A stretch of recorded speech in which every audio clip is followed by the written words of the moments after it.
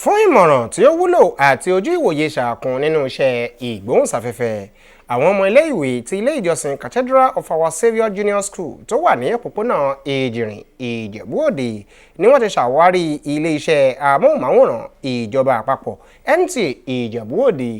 Akọ̀ròyìn wa Zainab Ọpẹ́níyì jábọ̀ ìròyìn wípé inú ìdùnnú ni àwọn akẹ́kọ̀ọ́ náà wà nígbà tí wọ́n ń padà sọ ìrírí wọn ní ilé-iṣẹ́ ìgbóhùnsáfẹ́fẹ́ yìí nínú ìrìn àjò ẹ̀kọ́ tó yàtọ̀ gedegbe sí ohun tí wọ́n kọ́ wọn ní yàrá ìkàwé wọn. Ẹ gbọ́ ẹ̀kúnrẹ́rẹ́ ìròyìn náà síwájú sí i.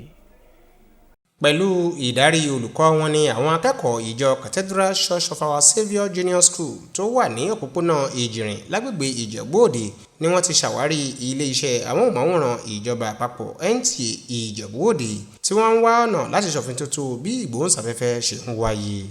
Bí wọ́n ṣe dé ilé-iṣẹ́ ọ̀hún ni òṣìṣẹ́ alábòjútó arábìnrin Mojísọ́lá Ọláòṣèbí kan ti fún àwọn akẹ́kọ̀ọ́ náà ní àlàyé ní kíkún àti kúlẹ̀kúlẹ̀ nípa bí ilé-iṣẹ́ Nta Ijebu Ode ṣe jẹ́.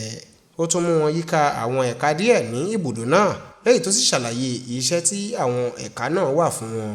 Lẹ́yìn náà ni wọ́n darí àwọn akẹ́kọ̀ọ́ náà lọ sí ẹ̀ka ìmọ̀ ẹ̀rọ níbi tí onímọ̀ ẹ̀rọ Tọ́pẹ́ Àjàyí ti ṣàlàyé ohun tó ṣẹlẹ̀ ní ẹ̀ka náà fún àwọn akẹ́kọ̀ọ́ náà.